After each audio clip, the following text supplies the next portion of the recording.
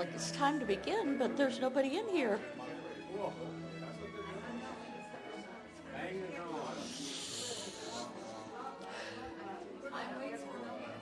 Huh?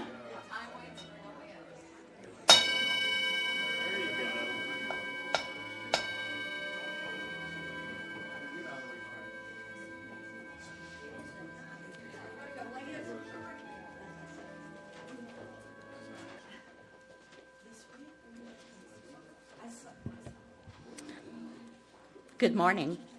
Good morning. My name is Tracy Anderton, your worship leader for this morning's service, and this is Common Ground, our celebration of worship for people of many paths who gather to share in the responsible search for meaning and truth. This is a warm and open community where all who come with open minds and kind hearts are welcome, regardless of ability, age, race, gender identity, or sexual orientation. We hope that all who joined us today find this a safe place to worship. Now, please greet the people near you. You'll have an opportunity to greet everyone else during our coffee hour. When you hear the bell, please remain standing for a moment of silence, followed by our gathering song.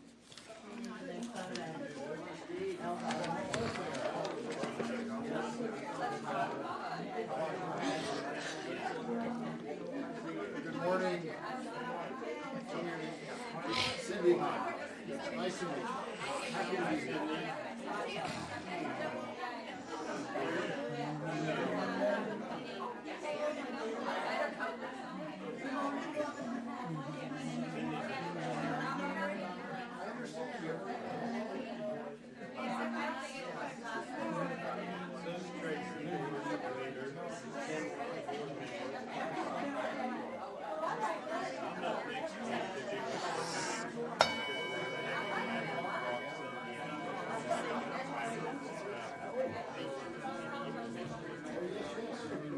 Please pause for a moment of silence.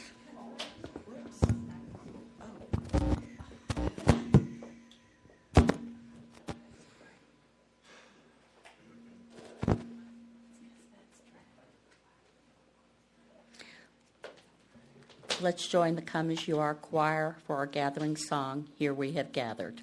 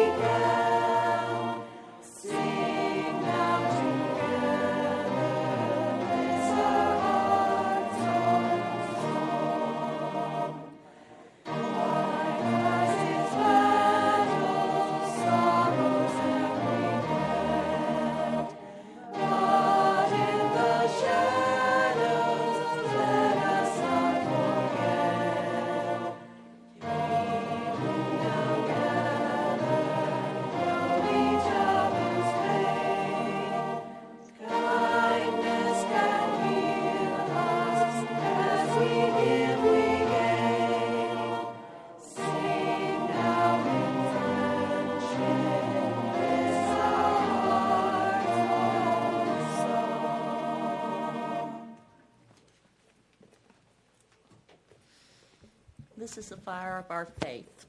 Please join me in these words by Connie Simon as Roger Knudson, today's speaker, lights our chalice flame. This is the hour, the time is come. Mindful of our responsibilities, the leaders of this faith and guardians of the living tradition, we call upon that great cloud of witnesses, those who came before, those who are here now, those who have yet to come. We seek their presence, love, and support in this place at this hour. We kindle this flame to light their path and call them near as we undertake the sacred work. I invite you to join me in a renewal of our sacred promises. Love is the doctrine of this church. Quest for truth is Sabbath, and service is its prayer. To dwell together in peace, to seek knowledge and freedom, to serve human need, to the end that all souls shall grow in harmony with the divine. Thus do we covenant with each other. Please be seated, and as you are seated, please move towards the wall to make it easier for folks still arriving to find seats. Also know you may enjoy the service remotely upstairs in the loft on a large screen TV. The March theme for Children's RE is What Does It Mean to Be a People of Wisdom? Today's Children's RE lesson is Understanding the Wisdom of Clowning. The children will learn about two holidays, Purim in the Jewish calendar and Holi in the Hindu holiday. They will also be making clown hats. The youth group will touch on the topic missed last week, the great escape from slavery of Ellen and William Craft. Passing as a white man traveling with his servant, two slaves fled their masters in a thrilling tale of deception and intrigue. Also, they will begin watching the movie The Farewell. Today's story for all ages is called An Anansi and the Pot of Wisdom, retold by Jessica York and read to us by Raina Durr.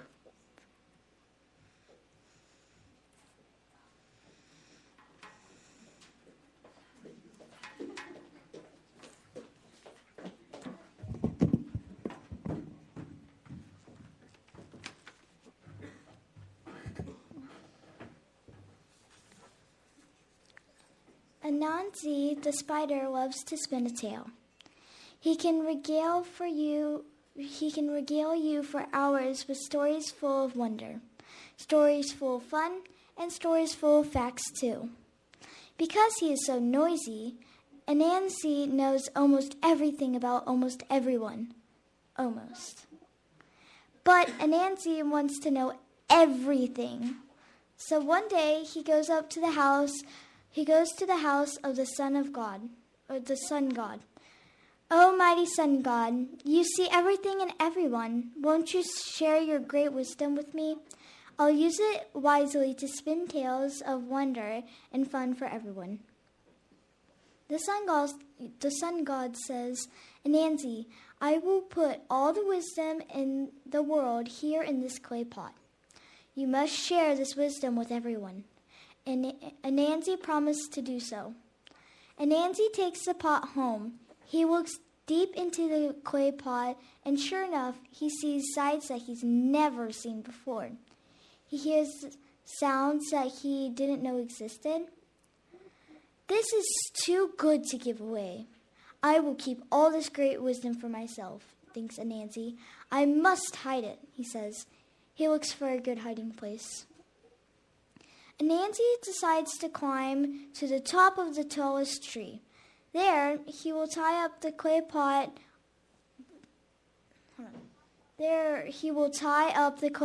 And the leafy branches will hide it. He starts climbing the tree, holding the pot in front of him. The climbing was hard. Have you ever climbed a tree while holding a pot? Anansi wishes he had 9 limbs. His youngest daughter is outside and sees what a hard time Anansi is having. Father, it would be easier if you tied the pot to your back. Then all of your limbs would be free for climbing. Do you think Anansi is happier happy to get good advice from his daughter? Think again. She is right. That would be easier. Why is it some young pup thinks of this when who possesses all the wisdom of the world did not? And Nancy gets so angry he throws the pot to the ground. All the wisdom of the world comes flowing around the pot. Some falls here, some falls there. No one gets all of the wisdom, but everyone gets some wisdom. That is why, even today, wisdom is everywhere. If you listen to the stories spun around from story tales all around the world, you will hear it.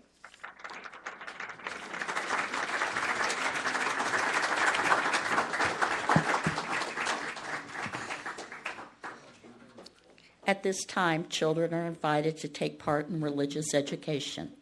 Our send-off for them will be something different. Nancy will tell us about it. We're going to start doing a song each week when the children leave. And it's very simple. Do it a cappella. We'll sing it once for you, and then we ask you to join with us. Go now in peace. Go now in peace. May the Spirit of love surround you everywhere, everywhere you may go. Go now in peace. Go now in peace.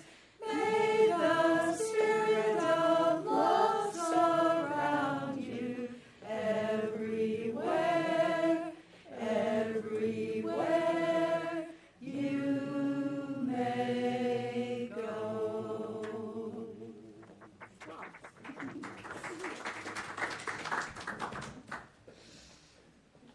This morning's call to worship is by Gary Kowalski.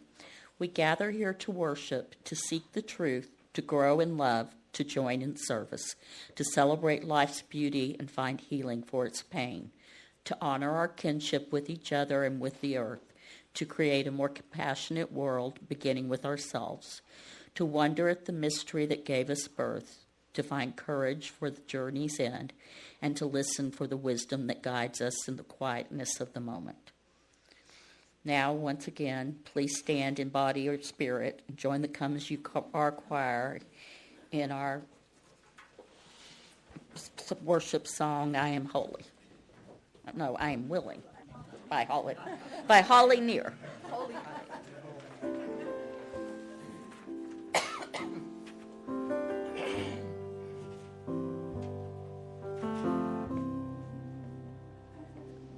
I am open and I am willing, for to be hopeless would seem so strange. It is a honor those who go before us, so lift me up to the light of change. There is a verdict in my family, and there is sorrow in my town. There is a panic all across the nation, and there is wailing the whole world round. But I am open and I am willing, for to be hopeless would seem so strange. It is a honor those who go before us, so lift me up to the light of change. May the children see more clearly, and may the elders be more wise.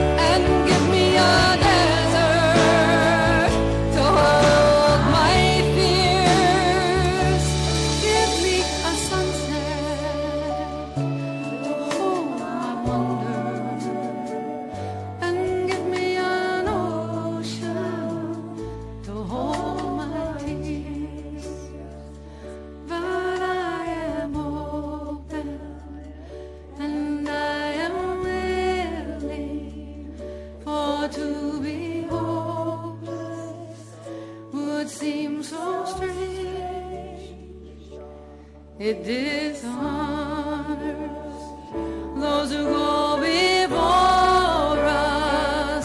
So lift me up to the light of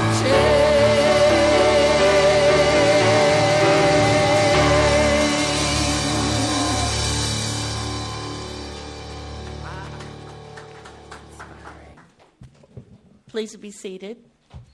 Today's speaker is Roger Knudson. Roger Knudson is a retired college professor with a PhD in clinical psychology. He is professor emeritus in the Department of Psychology at Miami University, Oxford, Ohio. After 35 years residing in the safety of the ivory tower and now living in the New World, he devotes himself to climate activism. He currently serves as the chair of the Dallas-Fort Worth chapter of the Climate Reality Project. He is also team leader of the Funky East Dallas Democrats' Representative Accountability Team on Climate, a.k.a. the Climate Rats. Now please welcome Roger Knudson to our pulpit.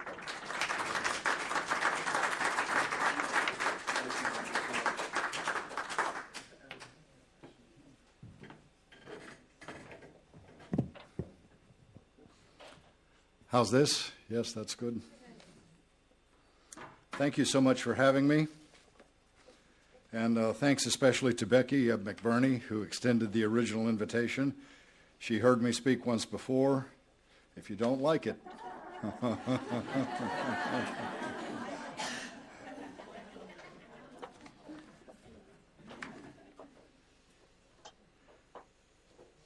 This way I trust. I'm going to begin, if you please, in poetry. I'm used to being behind the podium, not so much the pulpit. And poetry seems appropriate. This is Margaret Atwood, the great Canadian author. The moment. The moment when, after many years of hard work and a long voyage, you stand in the center of your room, house, half-acre, square mile, island, country, knowing at last how you got there and say, I own this, is the same moment when the trees unloose their soft arms from around you. The birds take back their language. The cliffs fissure and collapse. The air moves back away from you like a wave and you can't breathe. No, they whisper, you own nothing. You were a visitor, time after time, climbing the hill, planting the flag, proclaiming, we never belonged to you. You never found us. It was always the other way round.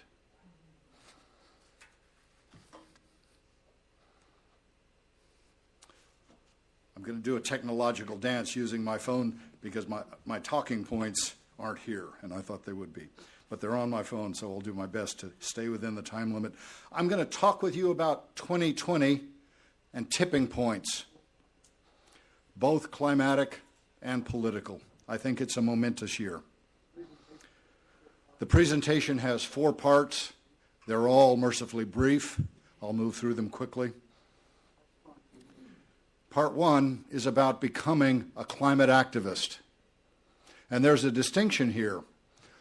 I've been an activist for a long, long time. I like to say I went door to door in 1964 for LBJ, handing out little flyers, which, if nothing else, proves that I'm old now. But I always had reasons for not becoming a climate activist. I got to remember to click this. And then this.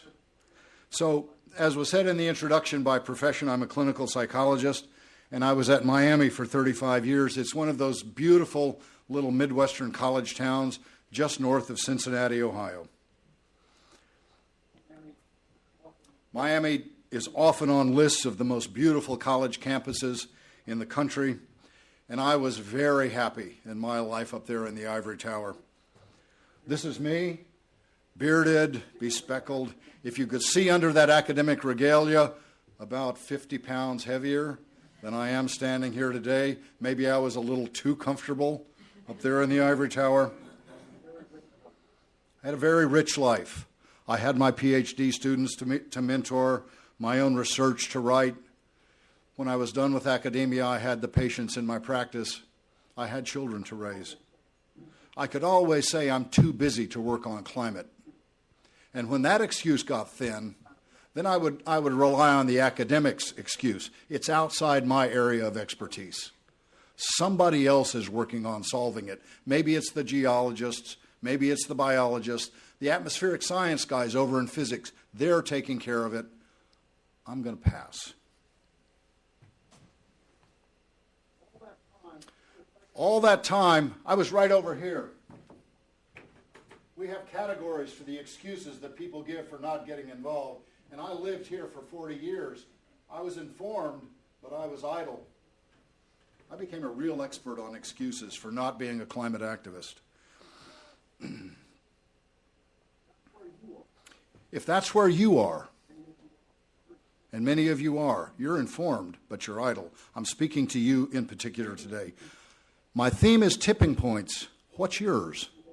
What will tip you over into a real commitment to start taking action on the climate? If I can persuade one person in the room, just one, to get really engaged after today, the talk is a success. My tipping point is very easy to explain. When I retired 10 years ago, my number one goal was more time with my grandkids. Here they are, and I'm sure you'll agree with me, they're the most beautiful grandchildren in the world. Which is not to say they're more beautiful than anyone else's. But what I began to realize as I heard about climate activism and began to pay attention, those people are all fighting for my grandchildren's right to a livable future. And I'm sitting on the sidelines. Your tipping point will be different. It's personal to you. But whatever it is, I'm here today to invite you to join the struggle. Part two, How bad is it? Do we really have to change? You only need to read the first sentence of David Wallace Wells' remarkable book from last year called The Uninhabitable Earth. Sentence 1, it's worse, much worse than you think.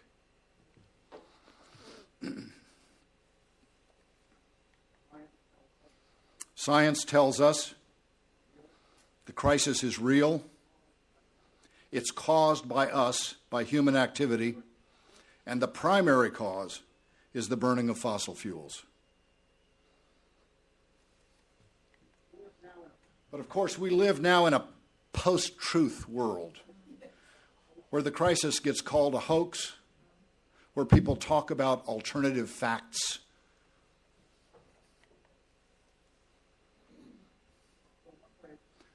So one way I like to move beyond the partisan divide and party politics in America today is to turn to one group that does its best to stay above the political fray and do its duty, the U.S. military.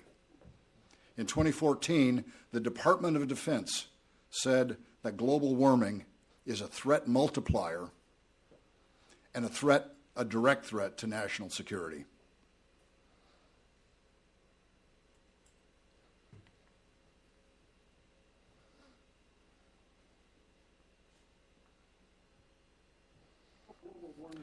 To call global warming a threat multiplier means that whatever problem you're considering, global warming multiplies it, makes it worse. There's no good thing in the world that will be made more abundant or spread more widely by global warming. If we had a lot of time, we could do a dozen slides or 20 or 50 on every one of these categories: food and water, pandemic disease, refugees and resources, destruction by natural disasters. If we did that, most of you would tune out quickly. Don't tune out already. Stay with me. I'm going to show you data, just a couple of slides, on just one category, the last one, destruction by natural disasters. Just by way of illustration, realized that we could put similar slides up and make the same point on every one of those categories and more.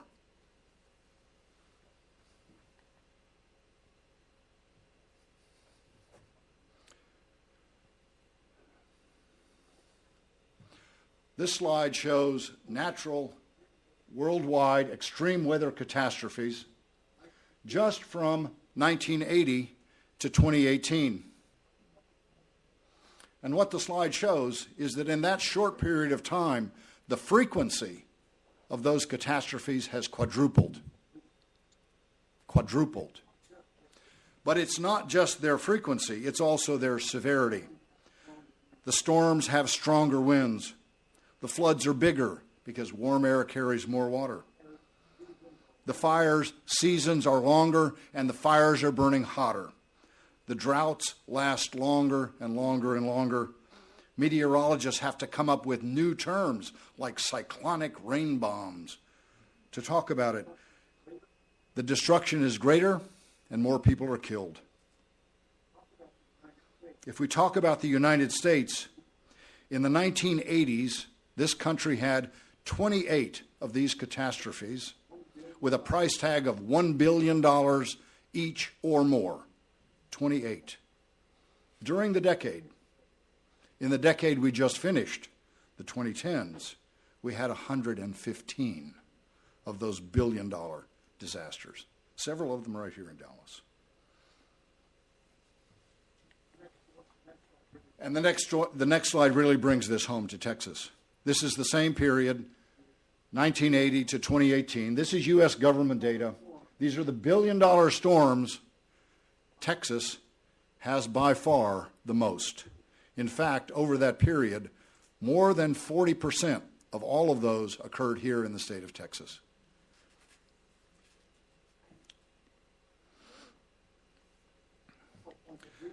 There's one more point that really has to be made in terms of why we must change. This is not just a climate crisis. The climate crisis really cannot be separated from issues of social and racial and economic injustice. Dirty energy fuels injustice. Indigenous peoples, low-income families, people of color, other historically marginalized groups represent and have represented for a long time the frontline communities who experience harmful climate impacts first and worst. Again, let me give you just one quick example to illustrate this. From Cancer Alley in Louisiana, right next door, African Americans are 75% more likely to live in communities that border and are affected by industrial activity than the average American. One consequence is that African American children suffer asthma twice as frequently as white children, but they die 10 times as frequently from asthma. So clearly, we must change, and urgently.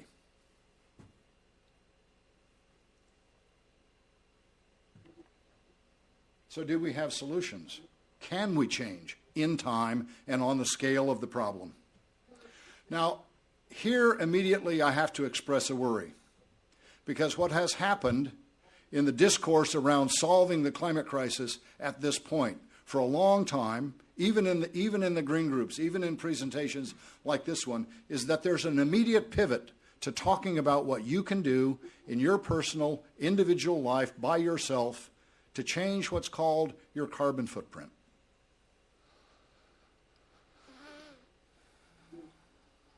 Reduce, reuse, recycle used to be the mantra. It's gotten longer. We keep adding things to the list. And I'm here to make the unpopular assertion that change like that, individual incremental change, is not really a step toward solving the climate crisis. It's on the wrong scale.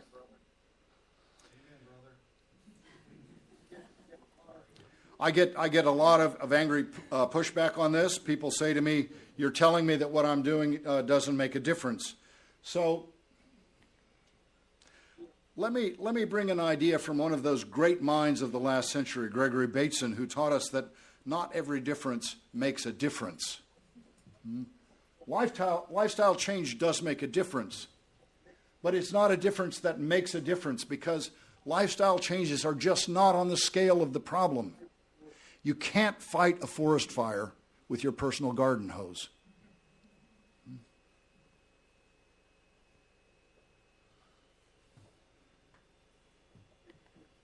But there's something worse embedded in this kind of discourse.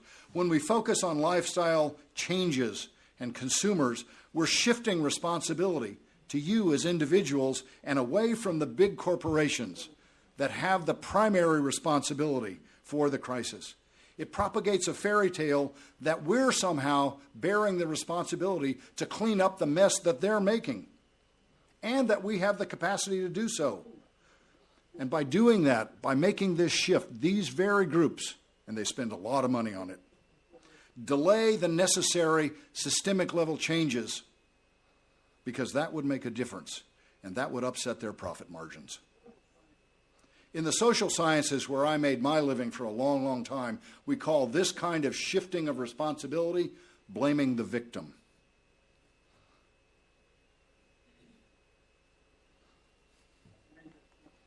But having made this point to many audiences, I know it's easy to hear me say, okay, all the things I've been doing, reducing and recycling and reusing and all the rest, don't matter at all. We have an ideology in America that works against any thought of collective responsibility or collective activism. So I'm actually all in favor of you consuming less. Compost your food waste. Drive an electric car. Put solar panels on your house. Please do. It's morally correct. It's not a solution to the climate crisis. What I want you to do is think about scale. Scale.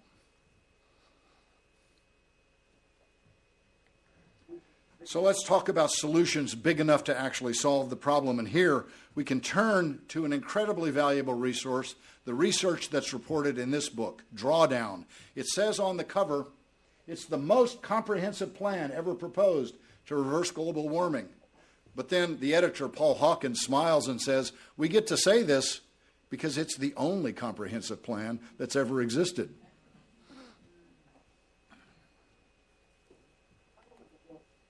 The title of the book names the goal around which all activism is being organized. It's the point in time when greenhouse gases peak and then begin to decline on a year-by-year basis.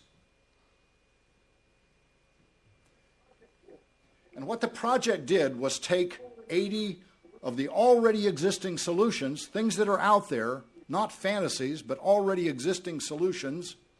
And I see people taking pictures. Just go to drawdown.org, drawdown.org, and you'll find all of this and more. And then they previewed 20 more. What they did is build a mathematical model to look at if we scale this solution up, how much carbon reduction can we get from it? How much does it cost? How much benefit does it generate? So there's a cost-benefit analysis built in. And the important thing, we don't have time to go through all of them. The most important ones, right over here, you're already familiar with. But the important message for this morning is that the analysis in Drawdown shows conclusively it is not too late. We have solutions on the scale of the problem. The future is not yet written.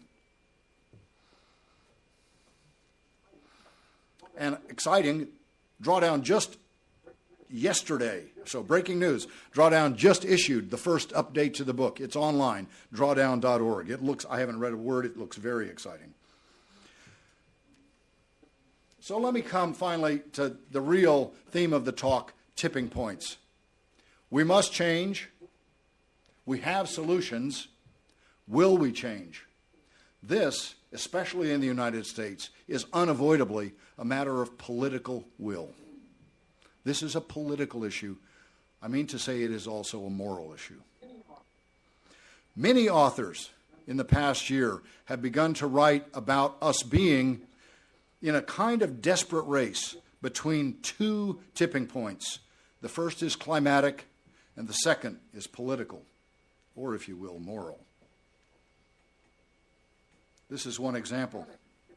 The climatic tipping point is the ever-growing threat that the Earth's ecosystems could tip, some may already be tipping, into catastrophic, even irreversible collapse. The threats, as this slide says, begin to cascade.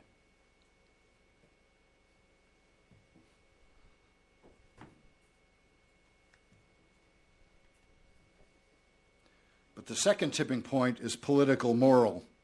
And this occurs when the fight for climate action tips for being just one issue on a long list of issues to being the issue of our time, the issue at the center of a growing mass movement for change.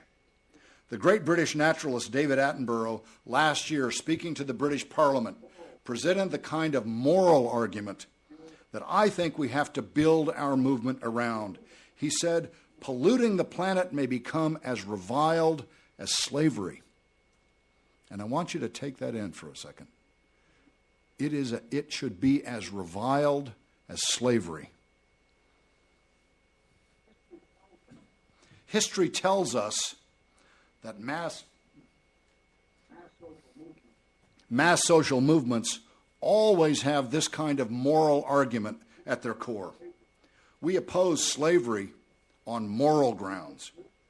Gandhi built a movement based on nonviolent civil disobedience that brought down the British Empire, defeated it.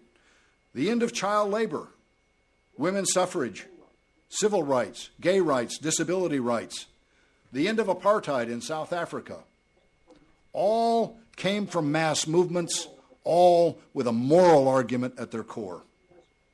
We in the U.S. are still stuck litigating the climate crisis on technocratic grounds. We talk about what's practical, what's reasonable.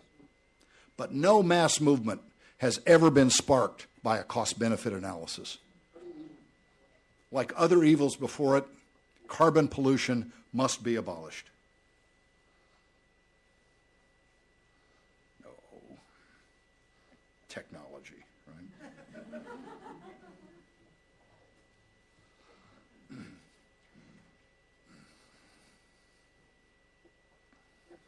If the Department of Defense calls global warming a threat multiplier, David Wallace Wells replies, politics can be a moral multiplier.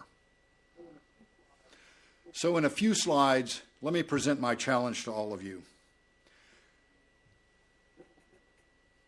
Bill McKibben, the great author on the climate crisis and the founder of the group 350.org, was sitting in a hallway at a conference. A man recognized McKibben and walked over and said, "Bill, what can an individual do about the climate crisis?" And McKibben said,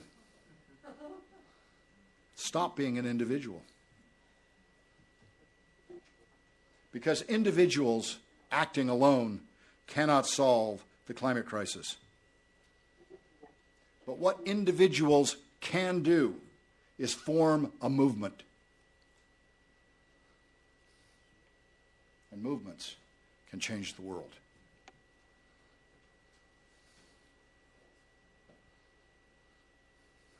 I love technology. So my call to you this morning is to join the movement. Creating a livable future is not a question of technical feasibility or economic viability. We have solutions. It is a question now of political will. Add your voice to millions of people around the world this year who are demanding urgent change. Vote, of course, but don't just vote. The next step is to become a deputy registrar in your county. In our chapter, we say 20 and 20. We want to get every member to sign up 20 new voters before the elections in November in 2020. Then find other ways to get involved with others. And there are so many. Here's a quick list.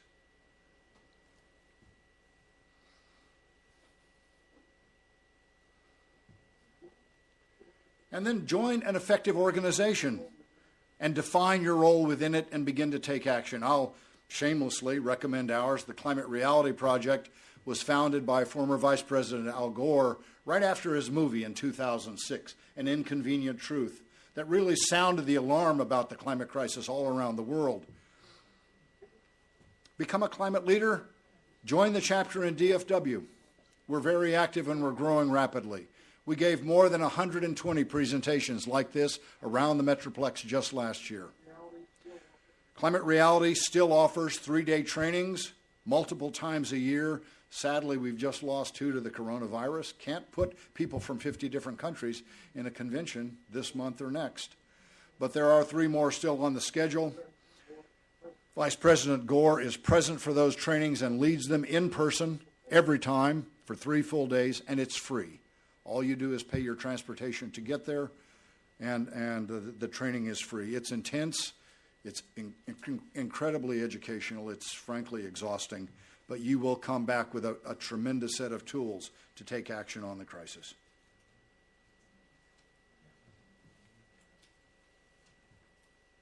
I come back to where I began.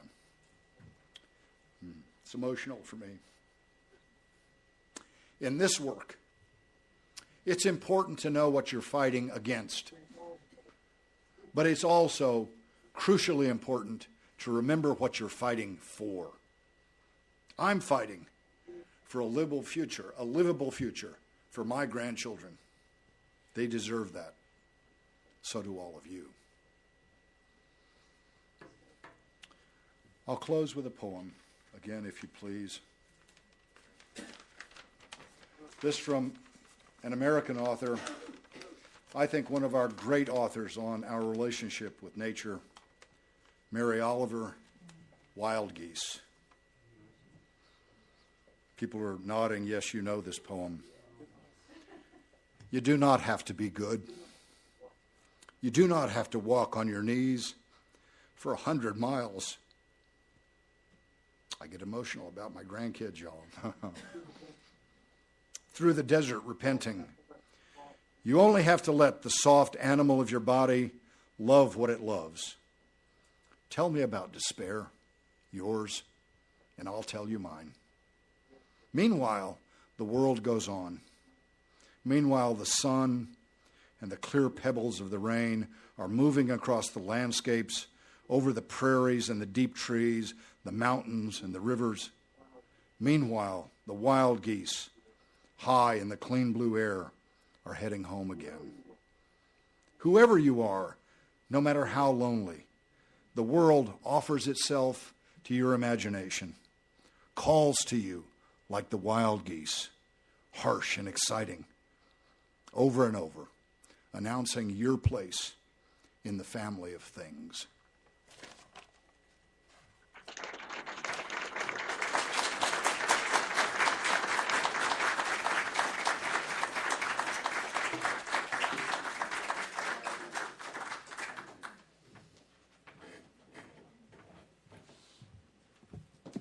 Thank you, Roger.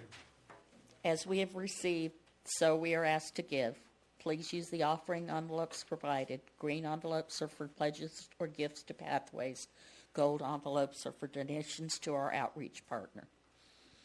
Our current outreach partner is Safe Haven of Tarrant County.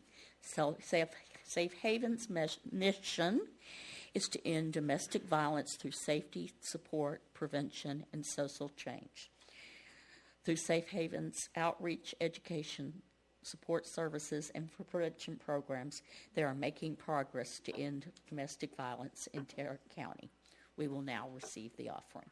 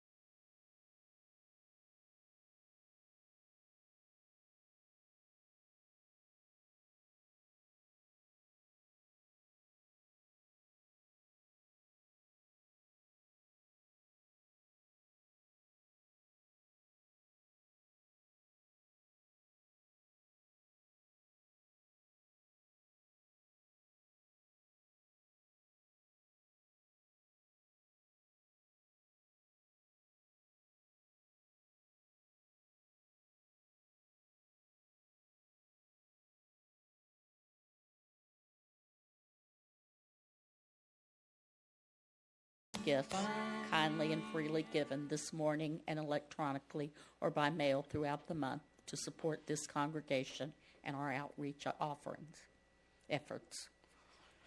Your offering is truly appreciated. We hope that each of you on your individual path through the joys and questions of life found some common ground with your fellow travelers at Pathways here today. Now, as Roger extinguishes our chalice flame, let us join in these words by Maureen Killoran. We extinguish this chalice flame, daring to carry forward the vision of free faith, that freedom, reason, and justice will one day prevail in this nation across the earth. To all our first-time visitors, we hope you enjoyed the service today. Come again. It's always something different, wonderful, and meaningful here. If you would like to learn more about Pathways, stay around after worship, have some coffee and snacks, and talk with us. We'd love to meet you. Be sure to share your contact information with us at our welcome table in the foyer. If you like, sign up on our website for our weekly newsletter to be informed of events coming up at Pathways. Milestones is the time we reflect on the joys and concerns of our congregation and their families. This is our family. Together we share so much. Lois Memorial Service will be held this Saturday, March 14th at 2 p.m. Reverend Rob Moore will perform the service. Michael Moore will provide music. Dessert and coffee will be served after the service. Loie was a founding member of Pathways, and she loved the people here dearly. She made everyone feel welcome, loved, and important. Her infectious smile made us happy, and she will be missed. Saturday, March 28th, 2020, a memorial service will be held for our longtime member, George Smith. To show our Pathways love and support for Claudia, George's wife, we will hold a potluck luncheon after the service where we can greet his children and grandchildren, share our memories of love and friendship with this couple who gave so much to our church. More details will follow. If you have any questions, please contact Becky McBurney. There are meetings and events here at Pathways throughout the week. We'll highlight a few of them along with other announcements. But if you want the full lineup, see Pathways Weekly or the events calendar on our website, pathwaysuu.org. Also take home the order of service sheet inside the packet on your chairs because it has dates and more details about upcoming events and announcements like. As you can see here this morning, our Common Ground services are dependent on our PowerPoint presentations. Do you ever wonder how these beautiful Sunday services are produced? Who puts all this together? Where do the readings for the lighting and extinguishing the chalice, the call to worship, the benediction, the story for all ages come from? How does the music magically appear on the slides? Now you can learn how. If you have basic word processing and PowerPoint skills and want to learn more PowerPoint tricks, if you have some free time to dedicate to this project, and if you are looking for the perfect place to volunteer your special talents to Pathways, then you're just the person we're looking for to join our team. Attend a training session at Marty Kosmersky's on Wednesday, March 11th at noon and learn how the magic happens. Text Marty or Marge Stockton and let them know that you want to attend the Sunday service PowerPoint training session coming this Wednesday. Attending the training does not mean you're committing to join the team. It is an opportunity for you to learn how it all happens, and then you can commit to joining the team. When the team is fully staffed, each team member will produce a Sunday service presentation once every 6 weeks. Lunch is included because we believe bribery works. So contact Marty or Marge today and become a producer on the vitally important Pathways Sunday Service presentation team. The next circle dinners will be this coming Saturday, March 14th. Come spring into action for food, fun, and fellowship. Sign up in the coffee room as a host or a guest. The next Inquirers I'm just checking to make sure I'm not leaving you out yet. The next Inquirers class will be held on Sunday, March 22nd at 11:30 a.m. following the social period. If you are considering membership at Pathways or just curious about us and about you come attend the class. It is a requirement for membership. The class lasts about an hour and is held several times a year. If you can't make this one, it'll come around again in the summer. Today we are introducing a new book study class on Joseph Campbell's The Power of Myth, led by Stephen Braun. The 8-week study will cover myth and archetypal imagery, its continual reinterpretation by evolving cultures, and its power in describing universal themes in human life. The class will meet Sundays, 11:30 a.m. to 12:30 p.m. at Pathways, the room to be determined. We will meet weekly, excluding each second Sunday and any fifth Sundays. Sign up today in the coffee room. Books will be provided for the first 12 who sign up. The classic 1998 hardback is out of print and currently hard to find. Contact Steve Braun if you have any questions.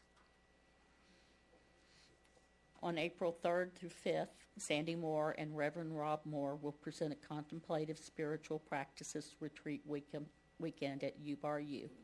Sandy appreciates the support shown by so many Pathways members and friends who have already registered to attend. Space is still available. For more information on how to register, see the link in your weekly newsletter.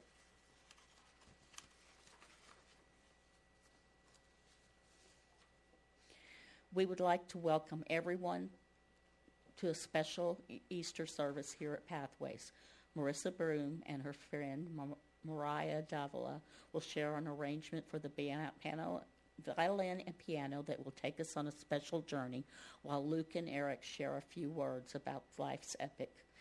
When you feel alone and broken and find new hope, a new path, a new congregation, in few words, a new birth.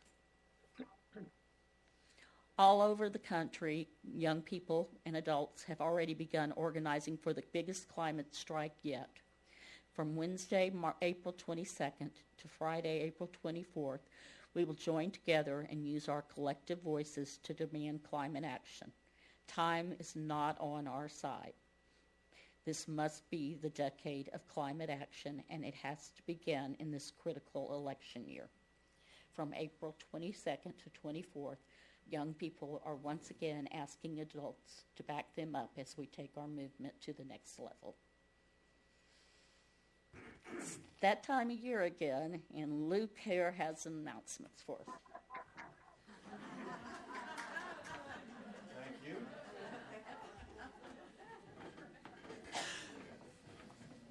Sisters, brothers, good morning.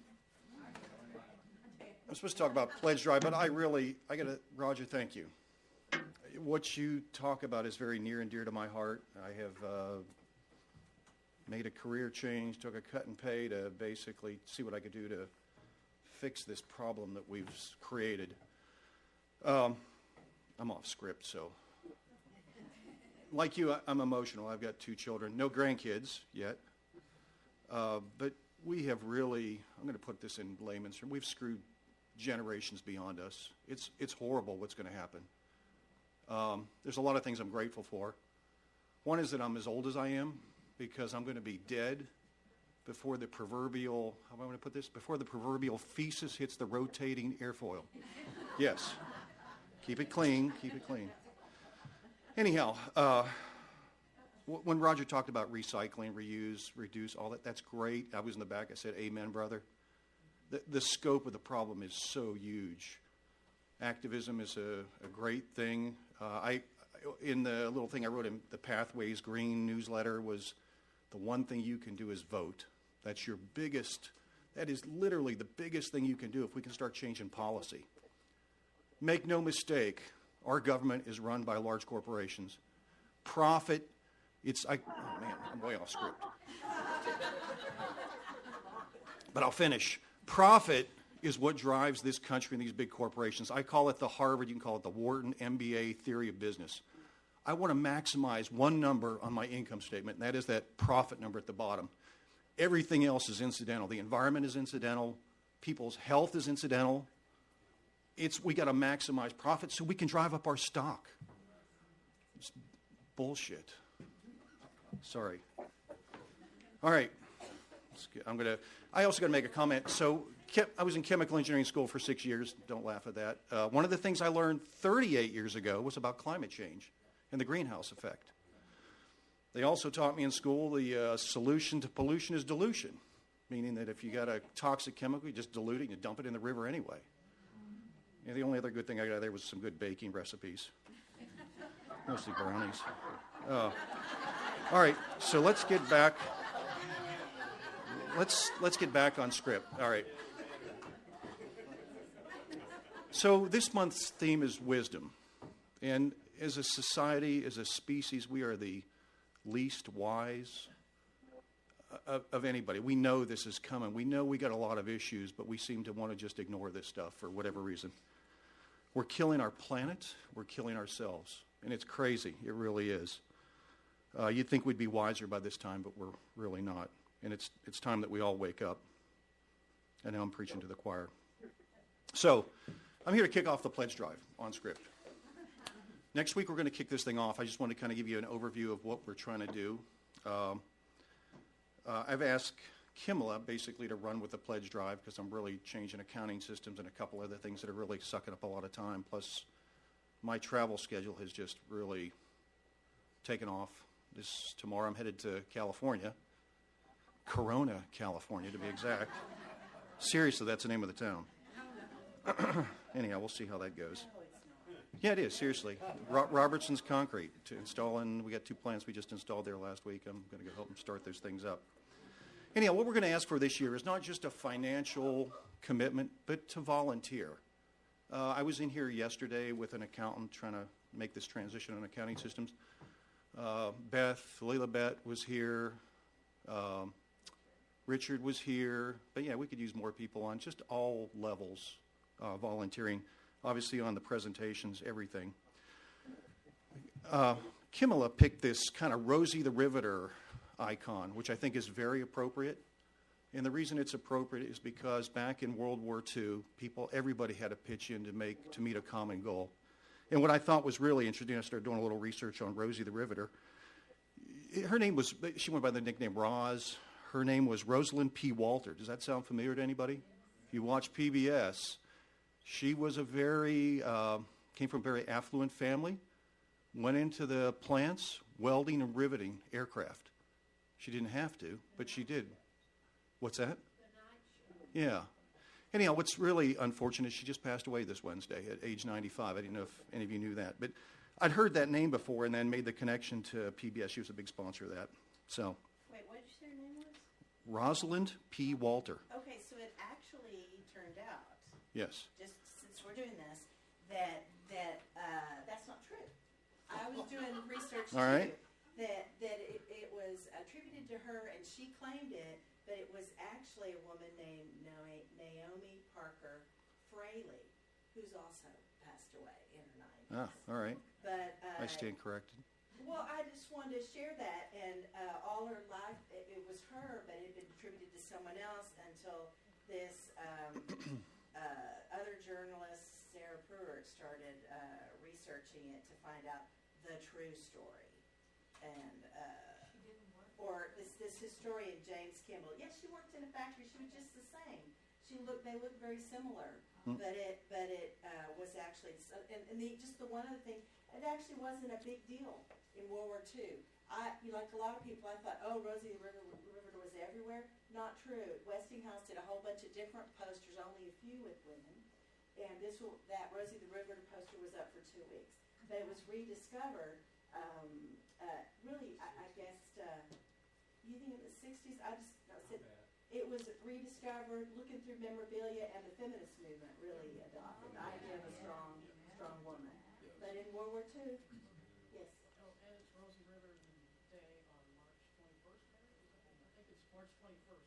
And the Vintage Museum out here in Fort Worth is going to do a big deal. They're actually doing like a groundbreaking. And I'm not sure if they're doing called what? The vintage, Fort Worth Vintage Museum out at Mutual. So for the people upstairs, the Fort Worth Vintage Museum having Rosie the Riveter on March 21st, Rosie the Riveter Day. How about we stick that in the newsletter? I see Alec in the back indicating time, so I'll pick it up. Let's get back on script. So pledge drive, why do we do this? You know, I have this thing, obviously we've got to keep the lights on in this building. You know, there are expenses, rent, utilities, all sorts of things we have to pay for, and we do pretty well with that. I have this thing I call church envy when I go into another church where the actual, you know, they have a real church, they own it, it's a real building, it's got a beautiful sanctuary. I get this church envy thing. Here's the reality. The building is incidental. What makes Pathways are you, all of you, everybody. It's not the building, it's the people. And I'm very proud to be part of Pathways. I'm proud of the fact that we're growing in a lot of ways. You know, our little Cub Scout pack has grown quite a bit.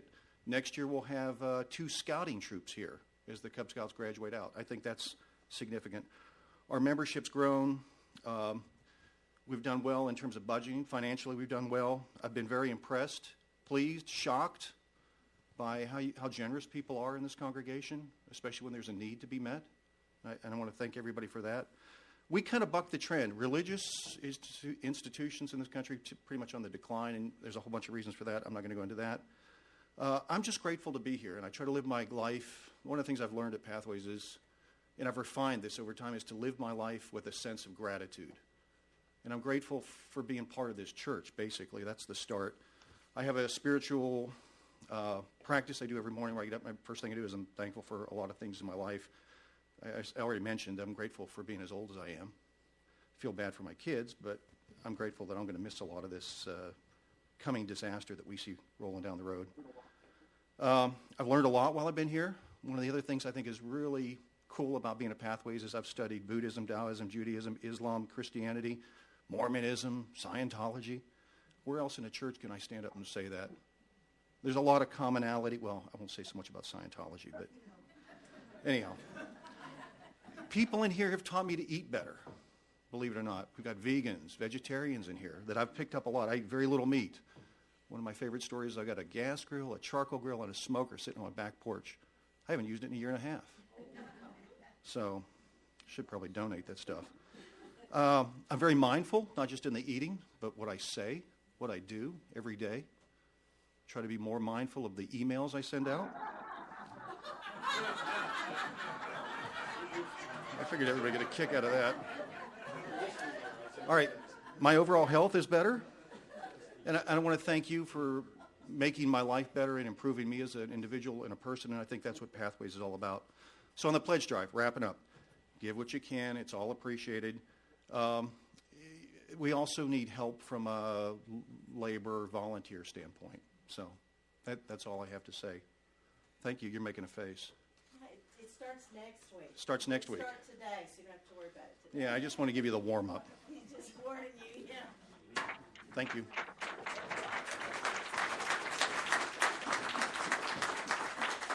Thanks, Luke. After we break for coffee and conversation, we continue with our adult discussion groups. Today there will be a TED Talk here in the sanctuary. On My Path, we'll meet upstairs in the loft. This is a group for adults to celebrate and deepen their individual spiritual journey. It is open to all seekers from any path and is a safe place to speak your truth in a circle of trust. I think I better pull this down. Visitors and newcomers are welcome and encouraged to attend either of these adult discussion groups. So what is the I have no idea. when does the Joseph Campbell thing start? March 22nd. March. Sign up out there. Parents, please pick up your children from the nursery and RE immediately after Common Ground so that all ages can share in the fellowship and food. The nursery will reopen at 11:30 for your convenience during the adult discussion group.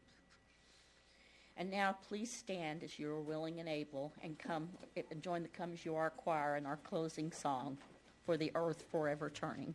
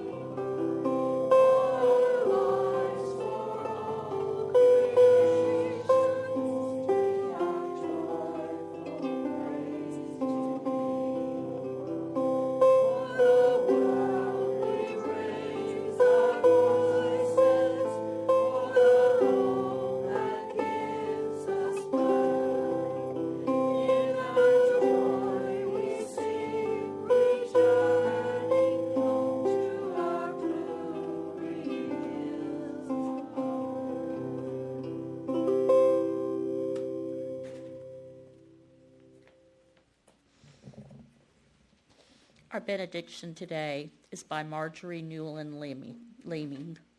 Remember that the universe is so much larger than our ability to comprehend. Let us go forth from this time together with resolve to stop trying to reduce the incomprehensible to our own petty expectations, so that wonder, that sense of what is sacred, can open up our minds and light up our lives. Blessed be. Go in peace. Peace.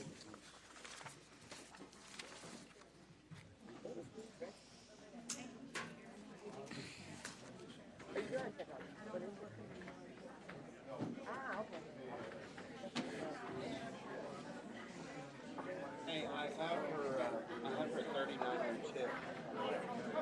So I'll Calvin. I didn't bring. I don't know. And I didn't bring.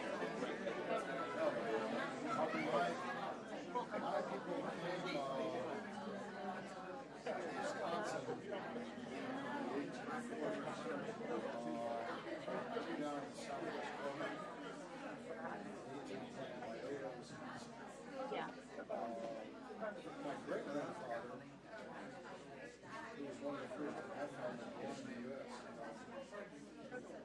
made his way to Texas and met a woman in an old town called Blanket, which is hardly there, just west of Comanche. And they have 3 big spreads of herd animals. All the cotton jam in Texas at that time. So, my